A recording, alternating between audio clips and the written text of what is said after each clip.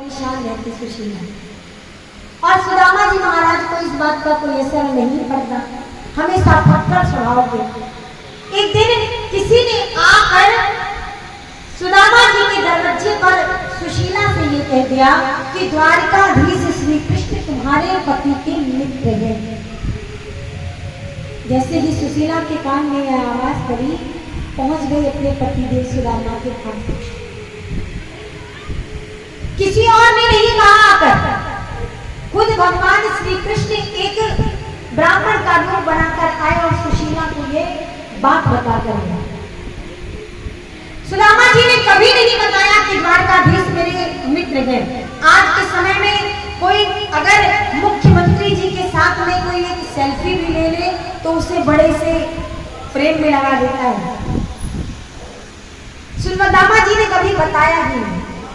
सुशीला जी, मैंने सुना है कि श्री कृष्ण आपके मित्र हैं। बोले हाँ, लेकिन तुमको किसने बताया? बोले बस यही पता चल गया, आप नहीं बताओगे तो क्या पता नहीं चलेगा। एक ब्राह्मण आया, उसने मुझे बताया। बोले अच्छा, हाँ।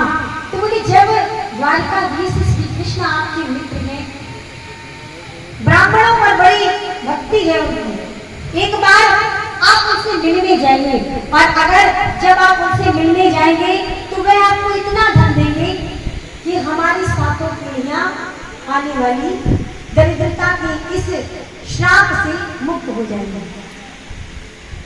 दुखी नहीं होंगे।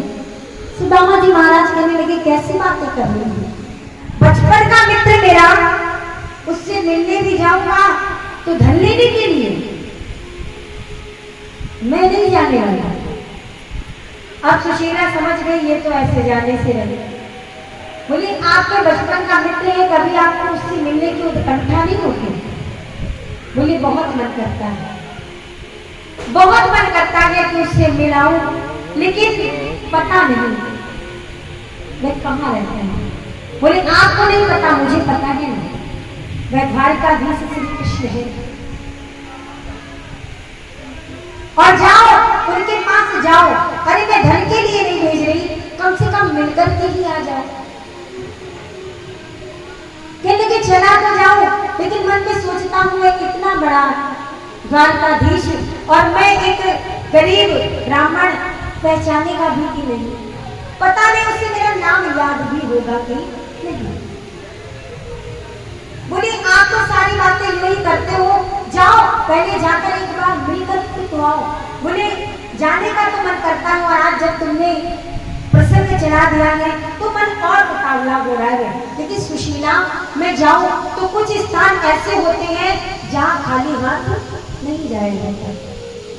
मित्र के पास जाऊंगा, इतने वर्षों के बाद जाऊंगा तो कुछ लेकर जाना चाहिए, और इस घर के जिस कोने को मैं देखता हूँ वह खाली है, मैं क्या लेकर जाऊँ? सुशीला कहने लगी इसकी चिंता आप मत करो, मैं इंतजाम कर दूंगा। बोले अच्छा, हाँ मैं इंतजाम करूंगी। और गई 4 ब्राह्मणियों के घर से जाकर एक एक मुट्ठी करके 4 मुट्ठी चावल ले आई। चावल ले आई, लेकिन अब उनको बांधे किसने? सारे फटे हाल कपड़े, एक धोती फटी हुई पड़ी थी, उसे कई बर्तनों में लपेटा और उसी में चावल बांध दिए। चावल बांधकर अपने पति को दिए कि जाओ ये लेकर के जाना, लेकिन एक संदेशा मेरा उस द्वारकाधीश अपने मित्र से बोल देना। बोले अच्छा बताओ कौन सा संदेशा बोलना है? बोले इतना कह देना कि 1 मास 2 पाख में, 1 मास 2 पाख में 2 एकादशी हुए, सो प्रभु दीन दयाल नित्य प्रतिदिन हुए। कि 1 माह और 2 पाख में 2 एकादशी होते हैं। लेकिन मेरे जीवन में जब मेरे बच्चे भूख के मारे तड़पते हैं और मुझसे कहते हैं कि माँ भोजन दे दो, तो मैं अपने बच्चों से ये कह देती हूँ कि बेटा आज एकादशी है, इसलिए भोजन नहीं बना, एकादशी को भोजन नहीं होता। तो द्वारकाधीश से ये कहना कि ये हमारे घर में जो प्रतिदिन एकादशी है ये कब समाप्त होगी? बोले हाँ ठीक है, मैं तुम्हारा संदेशा दे दूंगा। संदेशा देने के लिए जैसे ही कहा, अब सुदामा जी चल दिए और चलते जा रहे हैं, पैरों में कंकड़ चुभ रहे हैं, लेकिन किसी चीज का पर दर्द का कोई भी आभास नहीं, कोई भी आभास नहीं। ये छोटा सा बालक, इसका नाम कान्हा है और ये मेरी छोटी बहन का बेटा है जिसका पालन पोषण मैं ही करती हूँ, इसलिए ये मुझे मम्मा बोलता है। तो मैं इसकी यशोदा किया और ये मेरा कान्हा। तो जब सुदामा जी महाराज चलते जा रहे हैं, पैरों से रक्त बह रहा है, लेकिन भगवान का ये प्रण है कि जो तुम आओ एक पग, मैं आऊं पग 60। भगवान ने देखा सुदामा की ये हालत है। सुदामा एक वृक्ष के नीचे आराम करने लगे और सोते हुए सुदामा को ही भगवान ने द्वारिकापुरी में पहुंचा दिया। नेत्र खुली। अब जब नेत्र खुले तो देखा क्या कि मैं ये कहां आ गया, जहां बड़े बड़े अट्टालियां, ऊंची ऊंची महल, सबको देख देख कर सुदामा जी महाराज अचंभित है। एक व्यक्ति, राहगीर, एक पथिक जो जा रहा था, उससे पूछा, भैया मुझे द्वारका का पता बताए दे। बोला द्वारका में खड़े होकर के ही द्वारका का पता पूछ रहे हो? बोले यही है का द्वारका? बोले हाँ यही द्वारका है। बोले अरे वाह, मुझे तो पता नहीं। अच्छा भैया, जब यहाँ तक पहुंचाए दो तो एक काम कर, मेरे कृष्ण को पता बताए दे, मेरे कान्हा को पता बताए दे। बोले ये कौन सा अटपटा नाम ले रहे हो? मैंने तो ये नाम पहली बार सुना, मैंने ये नाम ही पहली बार सुना है, कृष्ण, कान्हा। और वो कहाँ है? कृष्ण कहाँ है जो मुझसे पूछ रहे हो? तो मकान नंबर, गली नंबर, मोहल्ला नंबर कुछ पता भी है कि नहीं कि बस ऐसे ही? बोले अच्छा भैया, जी तो मेरे सखा को नाम बचपन को है, आजकल बाको नाम श्री कृष्ण हो रहा, बाको नाम श्री कृष्ण है। बोले अच्छा श्री कृष्ण है। और जैसे ही श्री कृष्ण नाम बोला, बोले कैसे हो, क्या नाम ले रहे हो? तुम्हें पता भी है तुम किसका नाम ले रहे हो? ये यहाँ के महाराजा विराज है और इनका नाम ऐसे थोड़ी ना लिया जाता है। बोले फिर, बोले इनके नाम के साथ में बहुत से अलंकार जोड़े जाते हैं। बोले क्या? बोले अनंत श्री समलंकृत छत्रपति मूर्ति मूर्ति राजमूर्ति धर्म चक्रवर्ती सर्वेश्वर सर्वतंत्र स्वतंत्र गोविंद पालक विश्वबंधु श्री श्री राजाधिराज महाराज द्वारकाधीश श्री कृष्णचंद्र जी महाराज, ये नाम है उनका। तुम कैसे उठपटांग तरीके से नाम लो? बोले भैया को पतो ना है, जब हम सब बचपन में सखा खेलते थे तो बाको नाम कान्हा ही तो, हमें क्या पता बाको नाम इतना बड़ा होगा। बोले अच्छा आप तो जान गए ना, लिख बता दो आपको घर कौन से। बोले जितनी अटारियां आसपास दिख रही है ना, ये सब उन्हीं की है। बोले अच्छा? बोले हाँ, यहाँ तक जहाँ तक दृष्टि आपकी जा रही है सब उनकी है। बोले अच्छा, अब जितने भी महल बने हुए हैं उन महलों को देख रहे हैं और जो सबसे सुंदर महल दिखाई दिया उस महल की ओर बढ़े। जब बढ़ते चले गए, द्वारपालों के पास पहुंचे। द्वारपालों ने कहा बताइए। सुदामा जी महाराज कहने लगे कि अपने महाराज श्री द्वारकाधीश महाराज से कह दो जाके कि बाको बचपन को मित्र कान्हा आएगा, सुदामा आएगा। बोले सुदामा को जैसे ही देखा, ये द्वारकाधीश के मित्र इतनी बड़ी बड़ी विभूतियों को आते देखा, लेकिन एक निर्धन जिसके शरीर को ढकने के लिए भी वस्त्र पर्याप्त नहीं है, वह भगवान का मित्र। लेकिन कहने लगे कि ये भगवान की लीला है, ना जाने किस रूप में कौन आ जाए।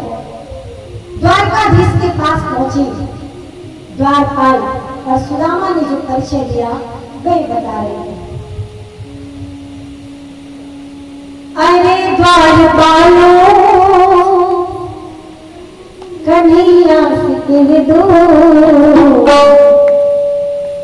कि मिलने सुदामा करीब आ गया।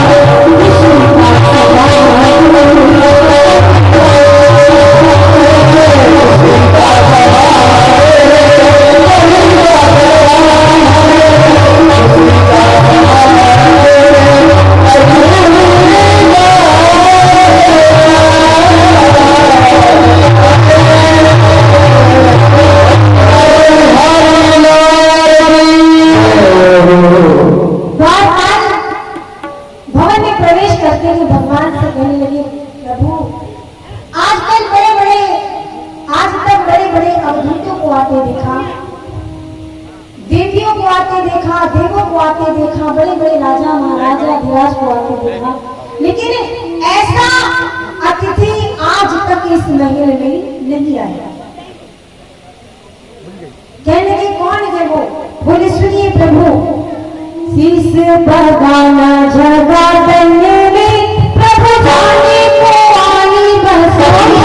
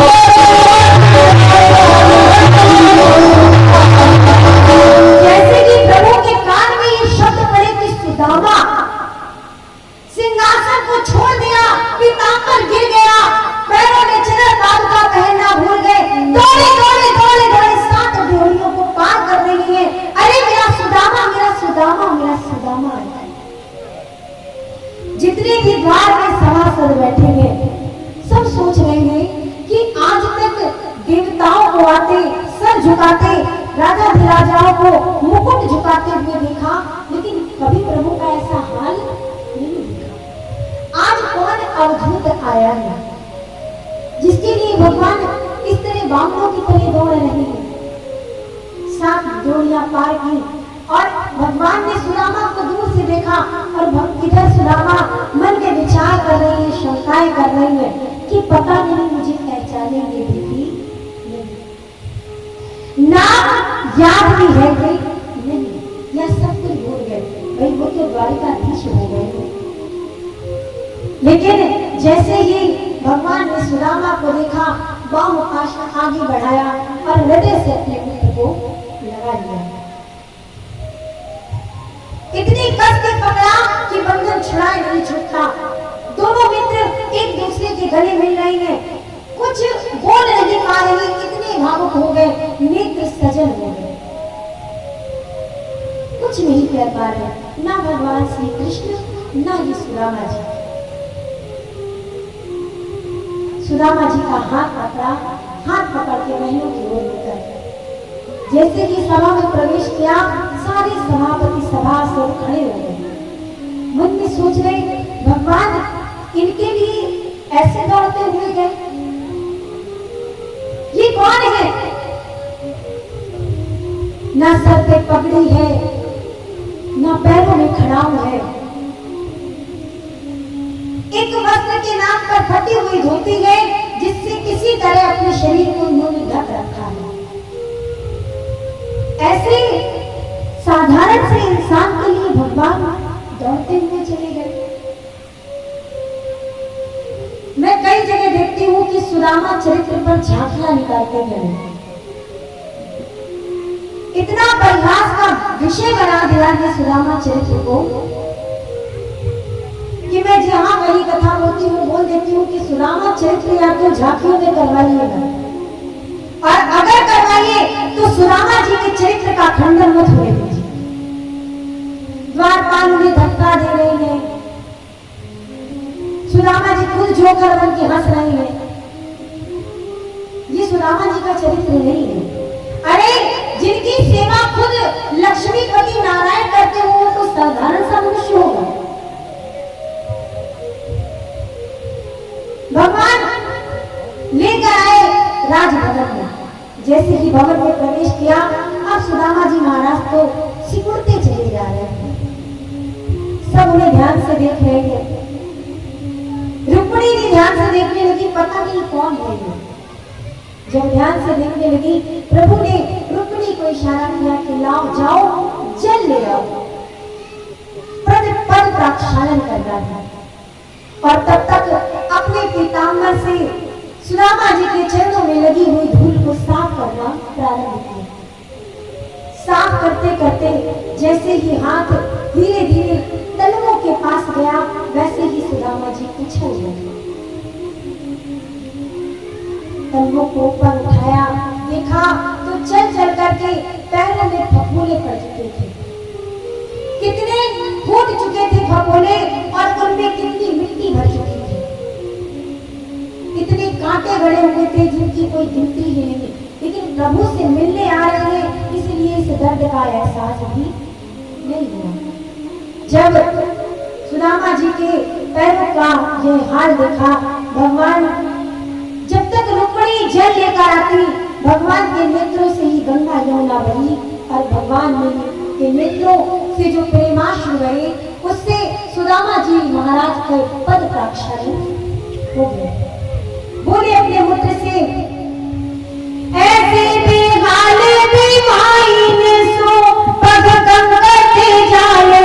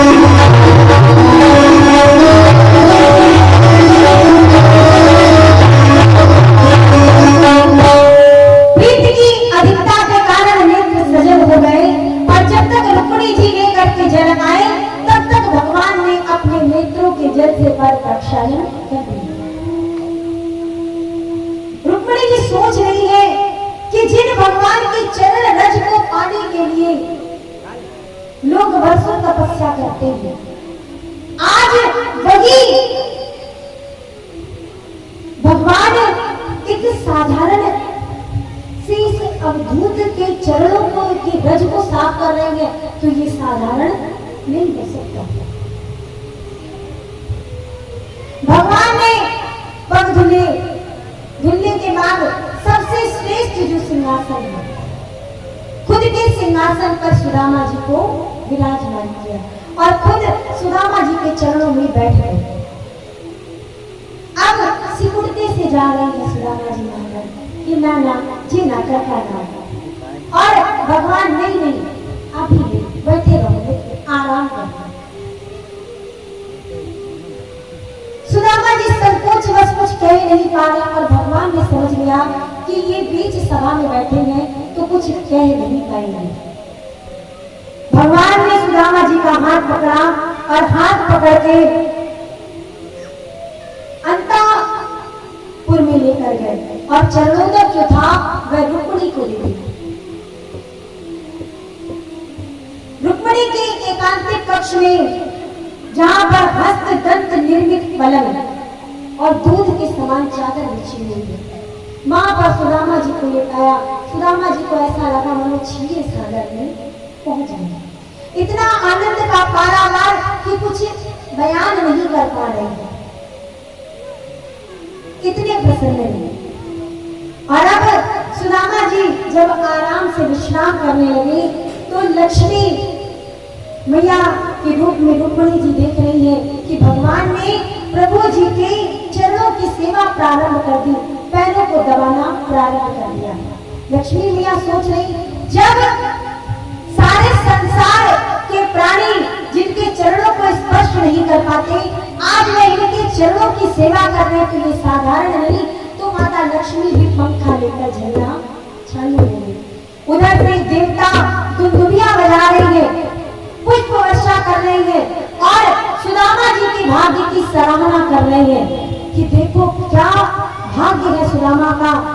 लक्ष्मी जिसके पंखा झड़ रही है और लक्ष्मीपति जिसके चरणों की सेवा कर रहे हैं, ऐसा भाग्यवान कौन हो सकता है? भगवान आपकी चरण रज से स्नान करना चाहते हैं अपने भक्तों के। आप भक्त तो बनिए। जो भक्त सच में भक्त होते हैं, भगवान उनके पीछे चलते हैं कि इनके चलने से जो चरण रज उड़ेगी उससे मैं स्नान करूंगा। लेकिन आप भक्त बनिए तो इधर भगवान अब सुदामा जी से पूछ रहे हैं कि सुदामा ने एक बात बताओ मित्र। बोले कहा